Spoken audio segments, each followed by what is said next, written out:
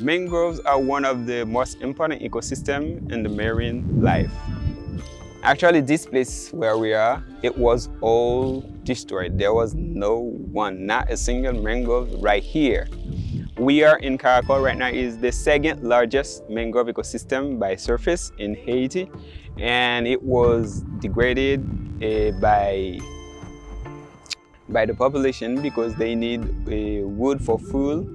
They destroy mangroves so they can build their houses. They destroy mangroves so they can do beaches for recreation. And there's a lot of threats for mangroves ecosystem and subsequently for fishery and also the population depending on fishes.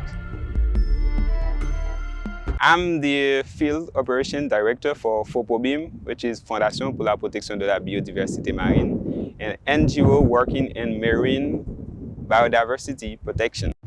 I like plants. I really enjoy the way they make me feel when I'm in a place when there are greens, there are plants, there are animals. I love nature. And I studied agronomy because it was the only field in the education system in Haiti to learn these things. And when I'm inside the agricultural system or education system, I feel that there was a lack. There was a lack on how to protect what is important for us. We started this project in 2019, and we planted over 50,000 mangroves. We've seen changes because there are a group of people working in that place side by side with the NGO continuing the activity. Asian Education and Leadership Program. I went to this program from 2010 to 2015. And I can say that it was a life-changing experience. Help gave me an opportunity to be part of a great network.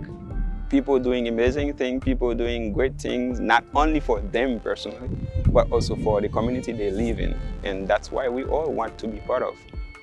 When we receive something, we have to give back because there are a lot of people needing the same thing that you received. In our culture, they say that when it gets darker, that's when the daylight is coming in. Les lits fait noir, c'est les salles qui fait jour. That's why I'm hopeful.